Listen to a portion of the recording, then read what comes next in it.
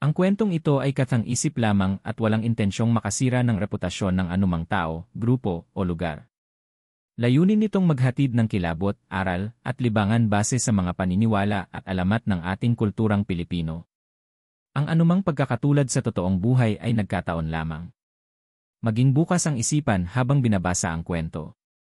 Sa bandang hilagang bahagi ng Mindoro, may isang liblib na sityo na hindi madalas mapuntahan ng mga banyaga. Kilala ito sa tawag na Sitio Panlayag, isang pamayanang napapalibutan ng kakahuyan, palayan, at malalalim na bangin. Dito naninirahan ang ilang pamilya na pawang magkakakilala at may kanya-kanyang bahagi sa pagpapanatiling buhay ng pamayanan. Tahimik ang lugar. Walang internet, walang kuryente sa gabi, at ang tanging liwanag ay mula sa gasera at kandila. Sanay na ang mga tao rito sa ganitong pamumuhay. Ang mga lalaki nangingisda at nag-aalaga ng hayop, habang ang kababaihan ay abala sa pagtatanim at pag-aalaga ng mga bata. Isa sa mga kilalang pamilya sa sitio ay ang pamilya ni Mang Enzo, isang 60 anyos na mangingisda na lumaki at tumanda na sa Panlayag. May dalawa siyang anak, sina Mario at Lito, parehong masisipag at kilala sa tapang. Lahat ng residente sa sitio ay tila magkakamag-anak na rin dahil sa pagiging malapit ng bawat isa. Ngunit isang araw ng Lunes, nag-iba ang simoy ng hangin. Bago pa man sumikat ang araw, may isang truck na huminto sa gilid ng gubat. May kasamang 6 na katao, 2 matatanda, isang mag-asawa, at 2 bata. May mga gamit silang balot sa sako at itim na kahon. Wala ni isa sa kanila ang ngumiti o tumango man lang sa mga taong sumilip sa kanilang pagdating.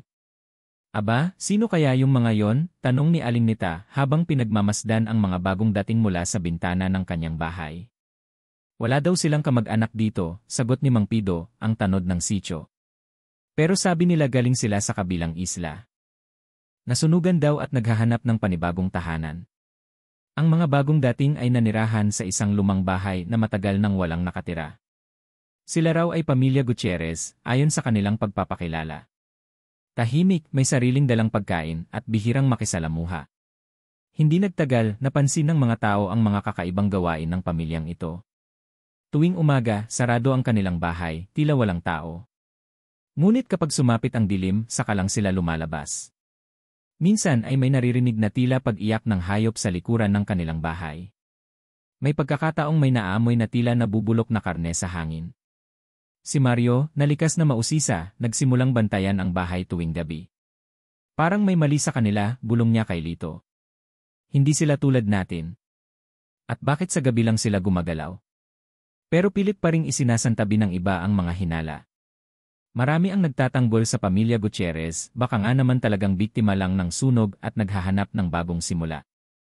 Hanggang isang gabi, sa gitna ng katahimikan ng sitio, naputol ang kalmadong pamumuhay. Nakita ni Mang Enzo ang kanyang alagang kambing na duguan at walang buhay, tila kinain, pero walang bakas ng kagat ng normal na hayop. Ang mga sugat ay malalalim at parang ginamitan ng matutulis na kuko. Hindi ito ang unang pagkakataon.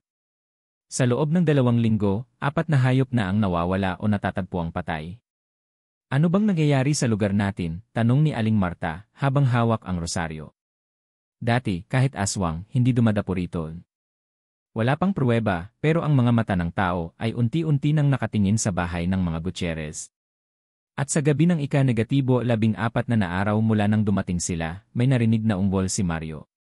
Isang boses na tila hindi tao, nanggagaling sa likod ng kanilang bahay. Dahan-dahan siyang lumapit, bit-bit ang gulok at ilaw. Mula sa likod ng mga puno, nakita niya ang isang anino, hindi siya sigurado kung babae o lalaki. Nakaluhod ito, tila may kinakain. Nang itutok niya ang liwanag, biglang nawala ang anino, mabilis, tila hangin. May nakita ako, sigaw ni Mario kinaumagahan. Hindi yun tao. Parang halimaw. Pero hindi pa rin naniwala ang lahat. May ilan na nagsabing baka pagod lang si Mario o nanaginip. Ngunit para kay Mario, may mali. May mga nilalang na ngayon sa sitio na hindi dapat nandoon. At dito nagsimula ang unti-unting pagkabasag ng katahimikan sa Panlayag. Salamat! Narito na ang pagpapatuloy ng kwento. Pagkatapos ng mga insidenteng bumalot sa Sitio Panlayag, lalong tumindi ang interes ng mga residente sa mga bagong salta. Marami ang hindi mapalagay. Tahimik, walang pakikipagkapwa, at tila laging may tinatago, ito ang mga palaging obserbasyon ng mga tao ukol sa pamilya Gutierrez. Araw ng Miyerkules noon, habang naglalako ng gulay si Aling Pina, sumubok siyang dumaan sa tapat ng bahay ng pamilya Gutierrez. Kumakaway siya habang sumisigaw, "Gulay po. May talbos ako. Murang-mura." Ngunit walang sumagot. Nakasara pa rin ang mga bintana, at ang harapang pintuan ay may malaking kandado kahit hapon na. Napansin niya rin ang kakaibang amoy, parang pinaghalong dugo at bulok na karne. Napakunot no siya at dali-daling lumayo, hawak-hawak ang kanyang rosaryo, habang pabulong na nag-aantanda ng krus. Samantala, si Mario at Lito ay nagsimulang magtanong-tanong sa mga matatandang residente kung alam ba nila ang pinanggalingan ng pamilya Gutierrez. "Ako'y galing pa sa kabilang baryo, anak," ani Lolo Fidel, ang pinakamatanda sa sitio. "At hindi ko kilala ang apelyidong yan. Parang ngayon ko lang narinig yan sa buong isla." Napatingin siya sa langit na tila may bigat sa dibdib. Pero ang sabi-sabi, may isang baryo sa silangan na nasunog daw dahil sa aswang. Wala nang natirang buhay. Tinatago raw sa mga otoridad. Napakunot ang noo ni Mario. "Posible kayang sila yon, Lolo?" Tahimik si Lolo Fidel. Tila may iniisip. Kung sila man yon, baka hindi sila tumakas, baka sila ang dahilan ng sunog. Lumipas ang ilang araw. Unti-unting binubuo ni Mario at Lito ang impormasyon sa kanilang isipan. Sa kabila ng tahimik na kilos ng pamilya Gutierrez, may mga pahiwatig na hindi maitatanggi. Isang gabi, muling sinundan ni Mario ang paligid ng kanilang bahay. Sa pagkakataong ito, may dala siyang lumang kamera na kay Lito. Hindi siya sigurado kung makakakuha siya ng malinaw na larawan, pero sumugal siya. Mga bandang 11:00 ng gabi, may narinig na siyang yabag. Patakas ang mga aninong may mahahabang paa at tila baluktot ang likod. Tumalon ito mula sa bintana ng bahay, hindi bumukas ang pinto, kundi diretso sa kisam at saka sa bubong. Mabilis ang kilos, parang hayop na may kakayahang umakyat sa kahit anong ibabaw. Pinindot ni Mario ang shutter ng kamera. Click! Click!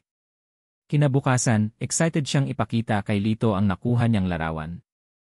Nang i-develop nila ang litrato gamit ang lumang Mansa-style na pamamaraan, halos hindi sila makapaniwala. May silweta ng isang nilalang, maitim, may matulis na tenga, at mata na tila pula. Hindi tao. Hindi rin hayop. Parang nilalang sa alamat. Lito, bulong ni Mario, aswang sila. Habang pinagmamasdan nila ang litrato, biglang may kumatok sa kanilang pintuan. Tumindig ang balahibo ni Mario. Binuksan ni Lito ang pinto at bumungad ang isang batang lalaki, anak ng Gutierrez. "Mang Mario," mahinang sabi ng bata, "pwede po bang makahingi ng asin?" "Wala na po kasi kami." Hindi agad nakapagsalita si Mario. Napansin niya ang maputlang balat ng bata, ang mapupulang mata na tila bagong gising, pero hindi ito hitsura ng ordinaryong bata. Tumango lang siya at ibinigay ang maliit na supot ng asin. Pagkaalis ng bata, napansin ni Mario na hindi ito humawak sa asin. Pinabalik niya ang paningin niya sa litrato. "Hindi normal to, kailangan na nating magsabi sa mga tao," anya. Ngunit hindi ganoon kadali ang lahat. Nang sinubukan ni Mario na ipakita ang litrato kay Mang Pido, ang tanod ng barangay, natawa lang ito. "Mario, baka guni-guni mo lang yan. Baka yung kamera mo luma na kaya ganyan ang lumabas. Huwag kang mag-imbento ng kwento. Hindi natin kailangang manggulo sa tahimik na buhay natin dito." Pero may isang taong naniwala, si Aling Marta. "Noong nakaraang linggo, may nakita akong babae sa ilog. Hubad pero may balahibo sa likod. Akala ko namamalikmata lang ako. Pero ngayon, kumbinsido na ako. May dala kayong ebidensya." Magsisimula na sanang ipunin ni Mario at Lito ang ilan pang ebidensya nang bigla silang may narinig na sigaw mula sa bahay ni Aling Nita. Pagdating nila roon, patay na ang isa sa mga alaga niyang manok, kinain mula liig pababa, walang natirang laman loob. Nang tanungin si Aling Nita, sinabi nitong may aninong lumipad mula sa bubong nila at mabilis na nawala sa kakahuyan. Ang mas kinilabutan pa sa lahat, nang sundan ng mga tao ang baka sa lupa, nagtapos ito sa tapat ng bahay ng Gutierrez. Walang nagsalita. Pero lahat ay may isang tanong sa isipan, salamat. Heto na ang pagpapatuloy ng ating kwento, mula nang makita ni Mario ang kakaibang nilalang sa litrato, at kumalat ang balita tungkol sa pagkamatay ng manok ni Aling Nita. unti-unti nang nawalan ng katahimikan ang Sitio Panlayad. Sa bawat gabi na lumilipas, may bagong misteryo, may bagong takot, at may bagong tanong sa isipan ng mga tao. Bisperas ng bagong buwan.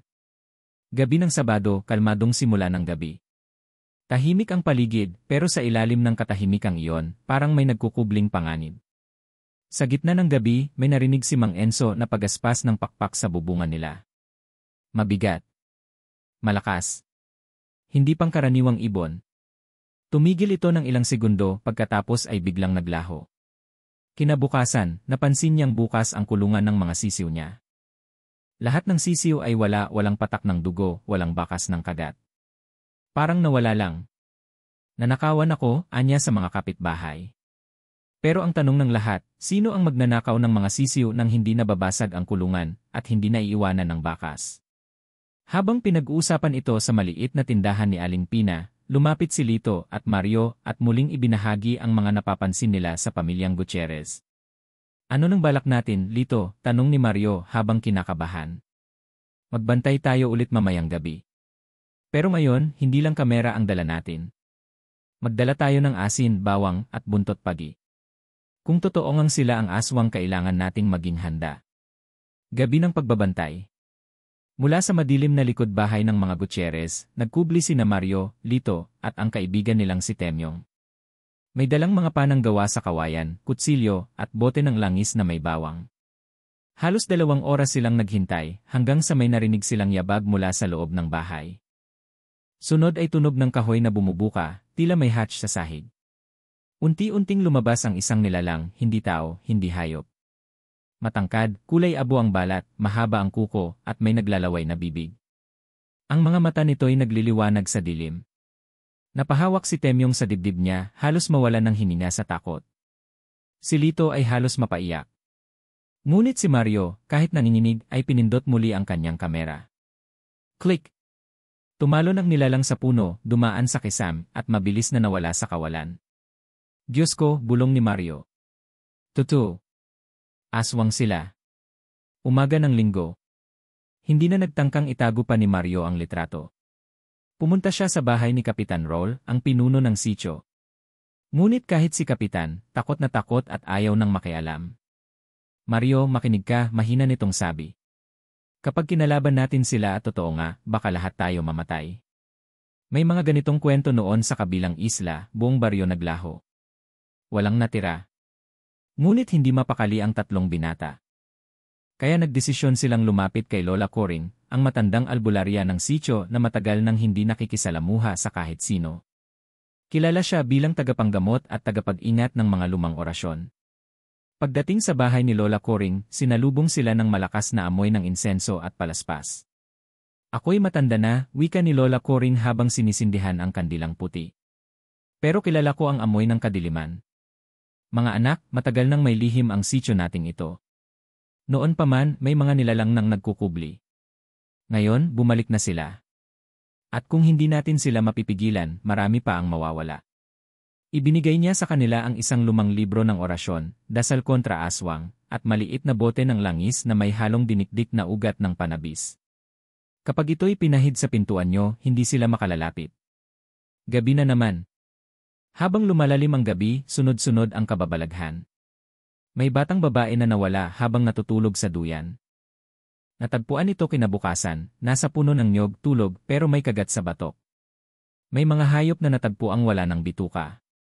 At ang mas nakakakilabot, may isang lalaki na tumatakbo sa gitna ng kalsada, duguan ang dibdib, at paulit-ulit na sinasabi, may mga mata sa dilim, sinusundan nila ako, kinain nila ang kaluluwa ng anak ko, nataranta ang buong sitio. Hindi na ito ordinaryong serye ng swerte. Ito ay tila pagsisimula ng isang sumpa. Pagbabalik sa mga Gutierrez. Kinabukasan, walang lumalabas mula sa bahay ng Gutierrez. Pero isang bata ang nagsabi na nakita niya raw ang ina ng pamilya, lumilipad sa itaas ng ilog, may pakpak na parang paniki, at may buntot na mahaba.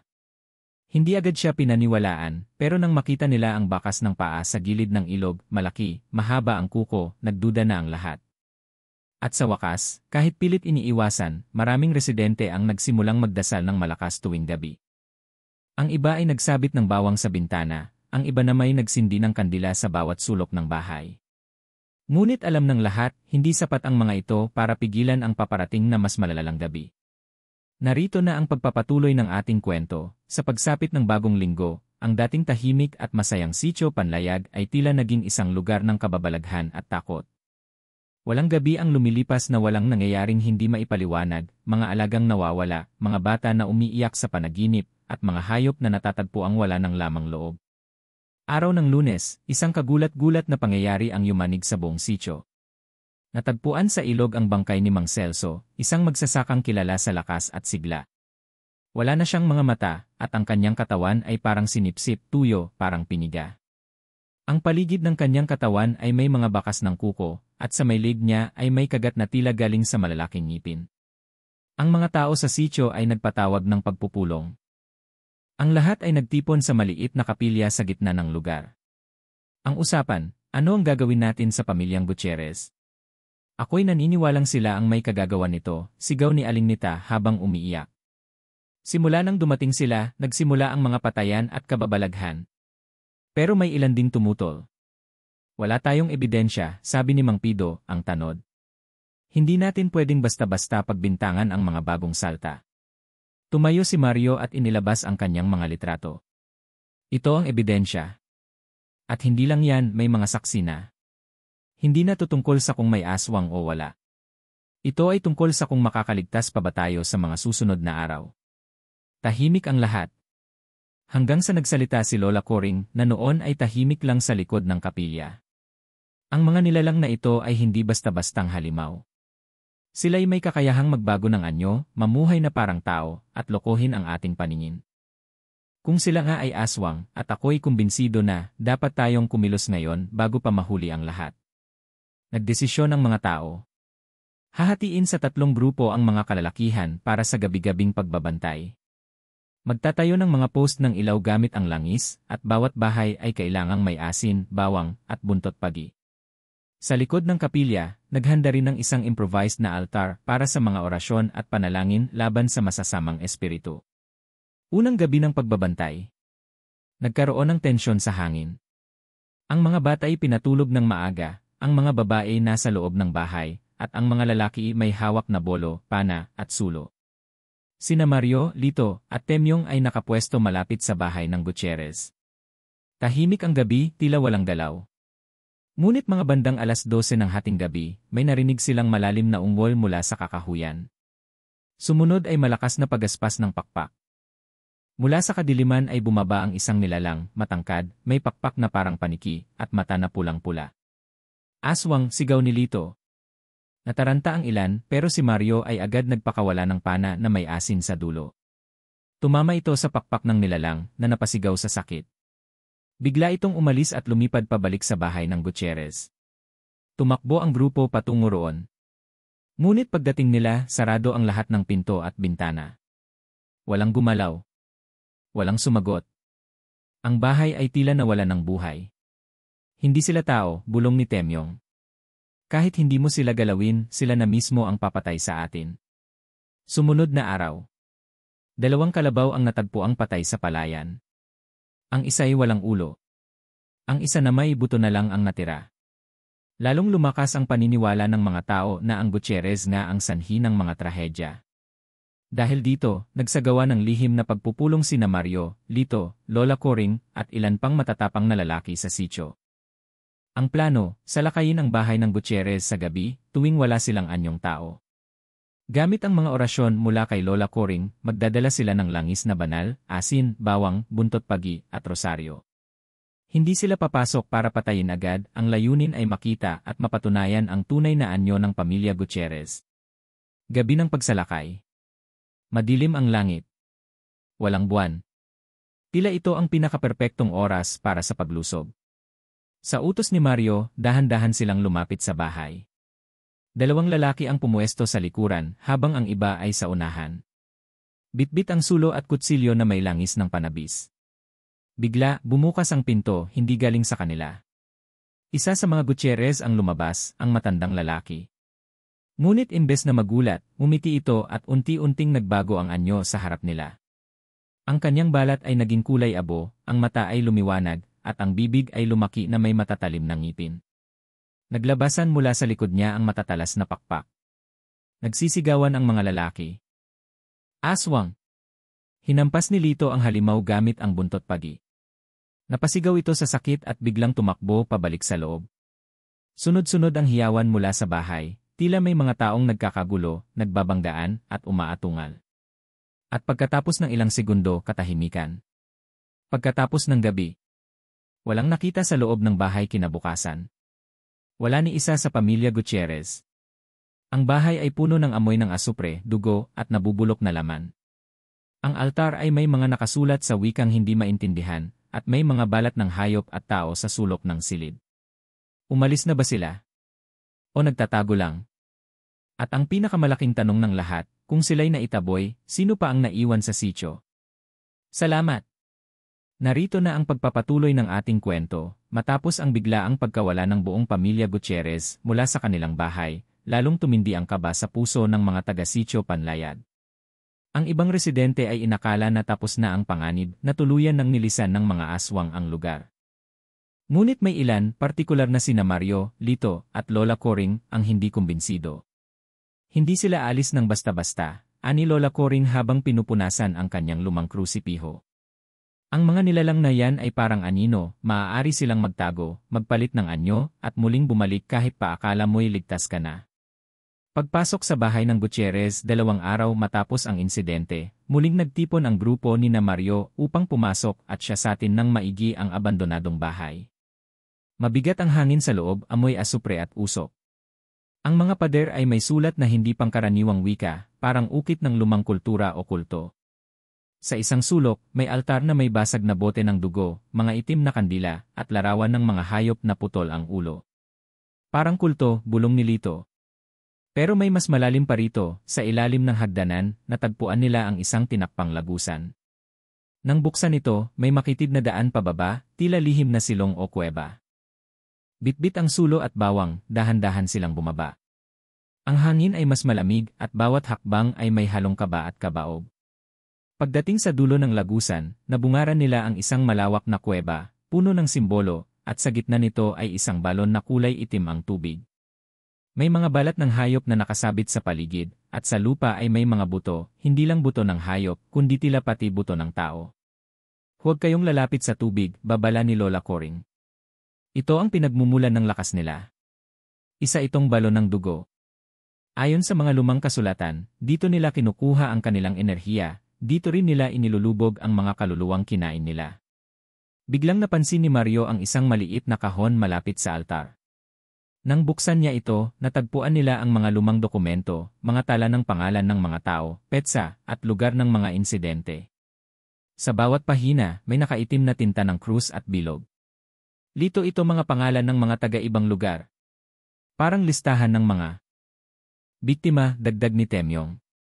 Ang mas nakakagimbal pa, sa dulo ng talaan ay may nakasulat na, Panlayag, susunod. Pagbubunyag ng katotohanan kinabukasan, pinatawag ni Mario ang buong sitio sa kapilya. Sa gitna ng pagtitipon, isa-isang inilahad ang kanilang natagpuan. Inilabas nila ang dokumento, ang mga larawan ng kuweba, at ang kasaysayan ng balon ng dugo. Lahat ay tahimik, nanginginig sa takot. Ito ang katotohanan, ani Mario. Ang pamilyang Gutierrez ay hindi ordinaryong tao. Sila ay bahagi ng isang mas malaking grupo ng mga aswang na lumilipat-lipat ng lugar upang manghuli ng mga kaluluwa. Hindi lang sila basta aswang, dagdag ni Lola Coring. Sila ay tinatawag na tagasilong, mga nilalang na may kakayahang magtago sa katawan ng tao, magpanggap bilang kaibigan, kapitbahay, o kahit kamag-anak. At habang akala mong sila ay ordinaryo, unti-unti ka na palang kinakain hindi lang katawan, kundi kaluluwa. Muling bumalik ang katahimikan. May ilan na napaluha sa takot. May iba na nagtalukbong ng kumot sa kanilang ulo habang nakikinig. Pero paano natin malalaman kung may naiwan pa sa kanila? Tanong ng isang binata. Ang pagsubok ayon kay Lola Coring, may isang ritual na maaaring gawin upang malaman kung may natitirang tagasilong sa sitio. Kailangan ng asin, sagradong langis, at apoy.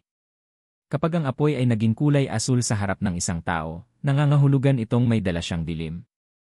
Kinabukasan, isa-isang pinapila ang mga tao sa tapat ng kapilya. Bitbit ni Lito ang maliit na lampara na may sagradong apoy.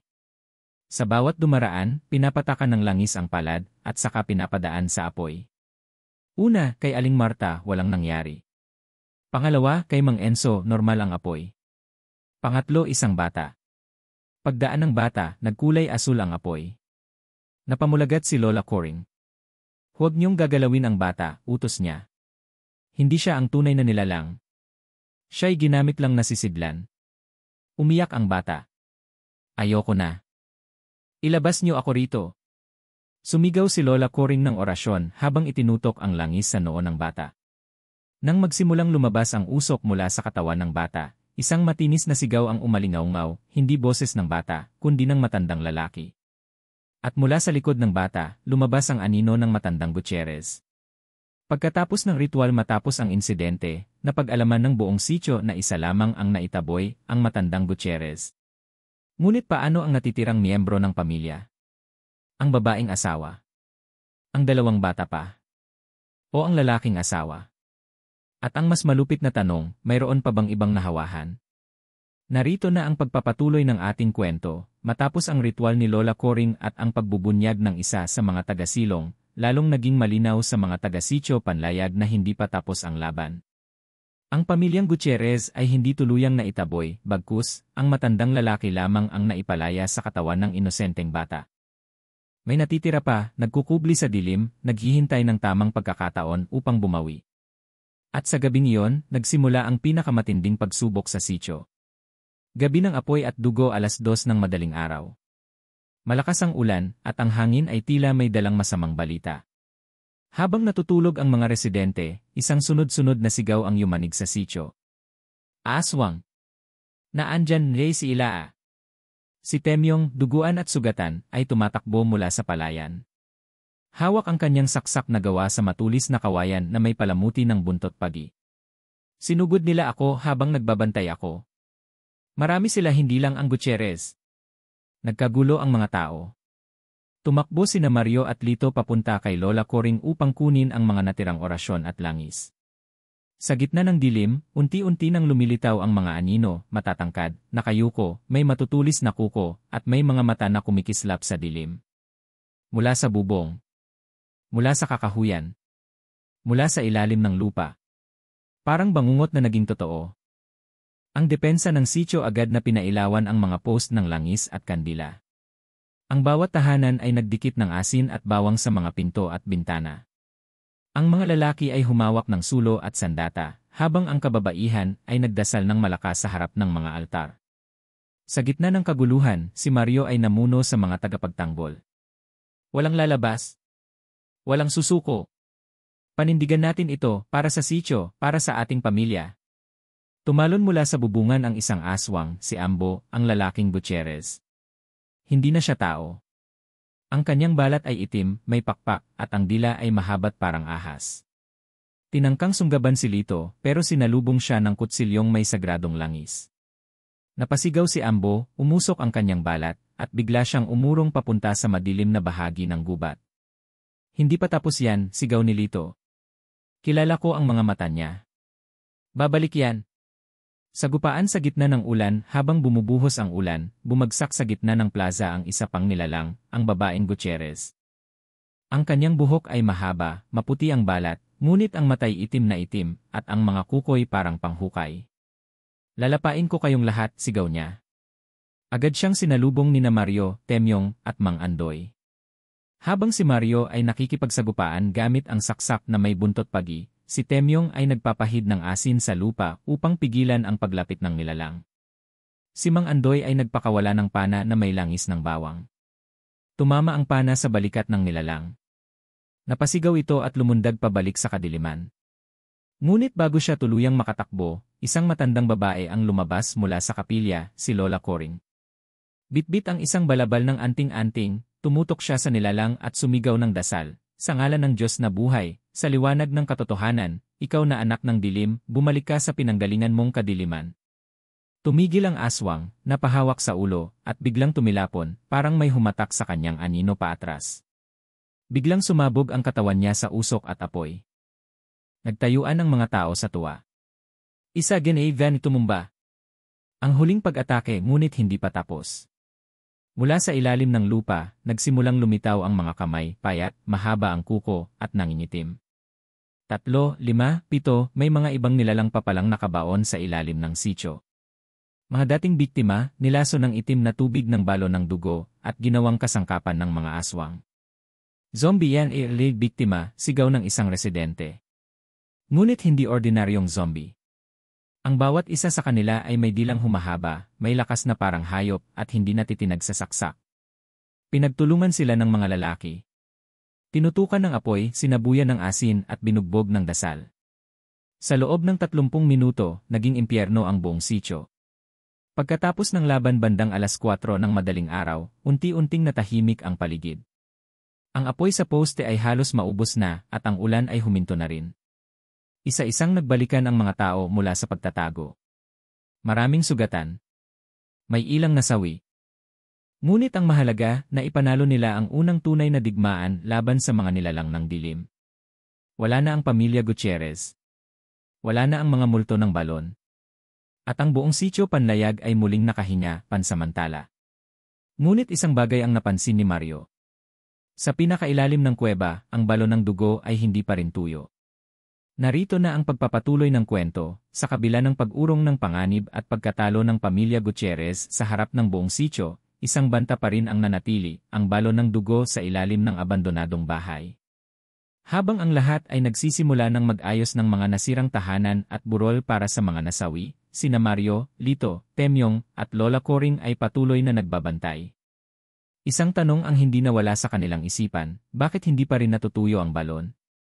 Paghahanap ng kasagutan kinabukasan, muling bumaba sa kuweba si Mario at Lito, bitbit ang mas matibay na ilawan at mga bagong orasyon mula kay Lola Coring.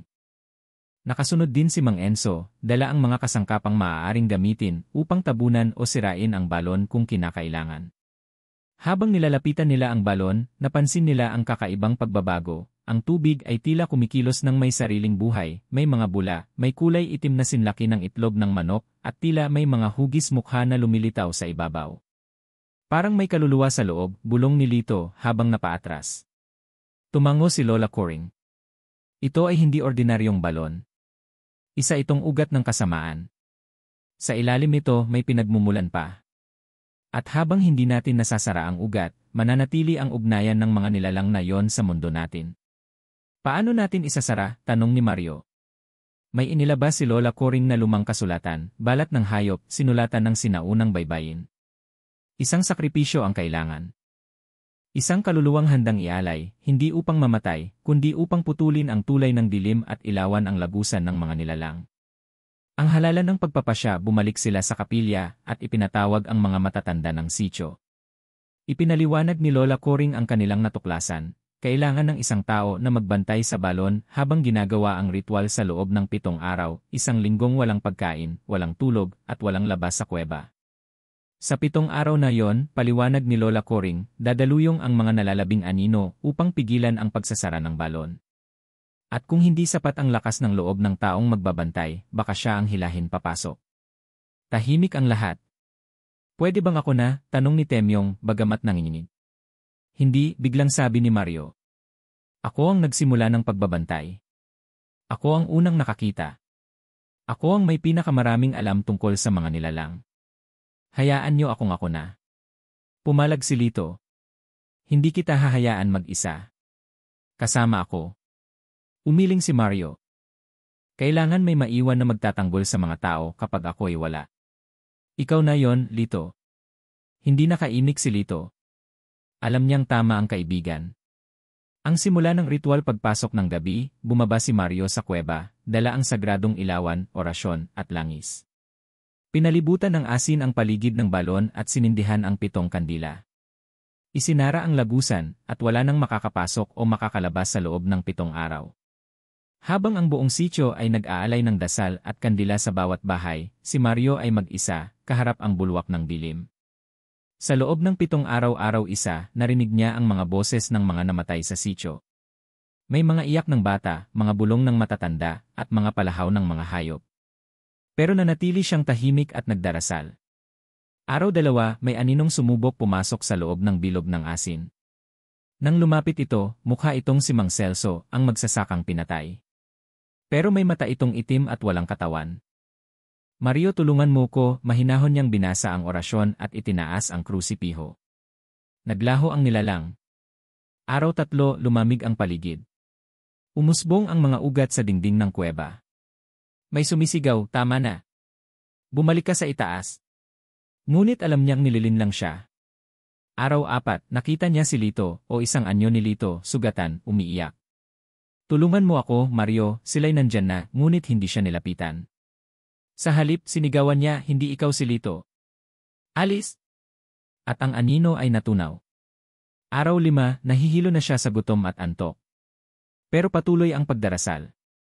Ang apoy ng kandila ay halos mamatay, kaya pinilit niyang manatiling gising at hawak ang ilawan. Araw 6, muling lumitaw ang balon, mas aktibo, may kulay pula na sa gitna. May tumangkang umangat na aninong may pakpak. Mabilis na binuhusan ni Mario ng langis ng panabis. Umusok ito at muling lumubog. Araw 7, ang pinakamalupit. May lumitaw na 4 na nilalang mula sa balon, pawang kamukha ng mga Gutierrez, pero mas malalaki, mas mabangis. Sumigaw siya ng buong lakas, itinapon ang huling sagradong langis, at sinindihan ang natitirang apoy. Sa ngalan ng liwanag, sa ngalan ng katauhan, tapusin na ang gabi ng dilim. Pagkatapos ng 7 araw, biglang lumiwanag ang loob ng kuweba. Pumutok ang liwanag mula sa balon at ang tubig ay biglang humupa. Umalinggaw ang sigaw ng daan-daang nilalang na parang hinigop pabalik sa ilalim ng lupa. Pumasok si Lito, Mang Enzo, at Lola Coring, bitbit ang bagong ilawan. Pagkakita kay Mario, nakaupo ito sa harap ng balon, pagod at nanghihina, ngunit buhay. Mario, nagawa mo, napahagulgol si Lito. Lumapit at niyakap ang kaibigan. Hindi na sila makakabalik, mahina ngunit tiyak na sabi ni Mario. Narito na ang huling bahagi ng ating kwento. Ilang araw makalipas ang pagsasara ng balon ng dugo, unti-unti nang bumalik ang katahimikan sa Sitio Panlayad.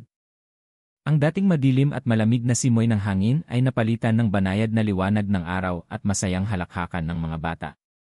Pero sa likod ng lahat ng ito ay ang mabigat na katotohanan, marami ang nawala at hindi na muling babalik.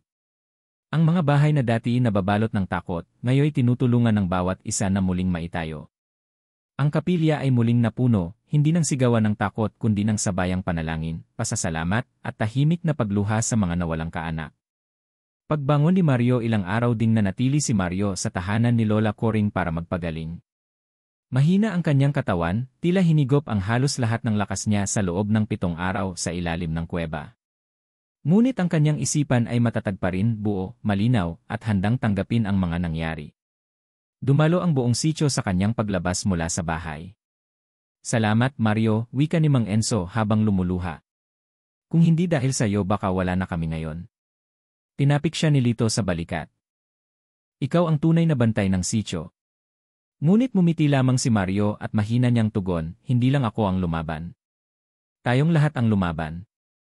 At tayong lahat ang nanalo. Ang paglalakbay ni Lola Coring pagkalipas ng 1 linggo, inihanda ni Lola Coring ang kanyang mga gamit. Matagal na siyang nanirahan sa Sitio Panlayad, ngunit sa tingin niya ay panahon na upang ipasa ang tungkulin sa susunod na henerasyon. Bago siya umalis, iniabot niya kay Mario ang lumang aklat ng orasyon at isang maliliit na sisidlang may langis. Hindi pa tapos ang pakikibaka, wika ni Lola Coring. Marami pang sitio, maraming baryo, ang may nilalang na hindi nakikita. Ikaw na ngayon ang tagapagtanggol. Isa ka ng bagong albularyo. Hindi ako gaya mo, Lola, sagot ni Mario. Hindi mo kailangang maging gaya ko. Ang mahalaga, bukas ang puso mo sa liwanag. Doon magsisimula ang tunay na lakas. At sa huling pagkakataon, sumakay si Lola Coring sa karwaheng hinihila ng kalabaw, paalis sa lugar na matagal niyang tinawag na tahanan. Paglilinis ng nakaraan ang lumang bahay ng Gutierrez ay sinunog sa utos ng mga matatanda matapos ang basbas at dasal ng buong sitio. Ang kuweba ay tinabunan ng bato, asin at semento. Sa itaas nito'y nagtayo sila ng maliit na krus bilang alaala sa mga kaluluwang nawala at mga sakripisyong inialay. Hindi na muling binanggit ng mga tao ang pangalang Gutierrez. Sa halip, tinuruan ng mga bata ng bagong leksyon, hindi lahat ng tao ay tao. At hindi lahat ng dilim ay dapat takasan, may mga dilim na kailangang harapin upang manatiling maliwanag ang mundo. Pagbisita ng Aling Marta isang hapon, habang nag-aayos ng halaman si Mario, dumaan si Aling Marta, ang matandang kapitbahay. Mario, sabi niya, may nakapagsabi sa akin, may batang babae daw na bagong lipat sa kabilang sitio. Kamukhang kamukha ng batang babae mula sa pamilya Gutierrez. Natigilan si Mario. Sigurado ka ba? Tanong niya. Tumango si Aling Marta. Hindi ko sinasabing aswang siya, pero sana'y bantayan niyo. Ngumiti si Mario, tumango, at tumingin sa hawak niyang krusipiho. Panahon na para bantayan hindi lang ang panlayag, kundi ang mas malawak na mundo. Ang huling gabi sa isang gabi ng kabighani, nang malinaw ang langit at puno ng bituin, umakyat si Mario sa burol kung saan unang nakita ang mga Gutierrez. Naupo siya sa lilim ng punong kahoy at nagsindi ng isang kandila. Para sa lahat ng nawala. Para sa lahat ng lumaban, anya. Tumabi sa kanya si Lito. Tahimik. Walang salita, pero ang mga mata ay puno ng pag-unawa. At doon, habang pinagmamasdan nila ang liwanag ng kandila sa gitna ng malamig na hangin, natapos na ang kwento ng Sitio Panlayag, isang kwento ng kadiliman, pag-asa, at muling pagsilang. Wakas kwento ni Mario, Lito, Lola Coring, at ng Sitio Panlayag, isang tunay na kwentong aswang. Kung gusto mong gawin itong script sa voice-over style, cinematic storytelling, o magkaroon ng poster, thumbnail, o isa 0 image prompts para dito, sabihin mo lang. Ready din ako kung gusto mong isulat ang book 2 o spin-off story tungkol sa ibang sitio o bagong klase ng aswang. Isa.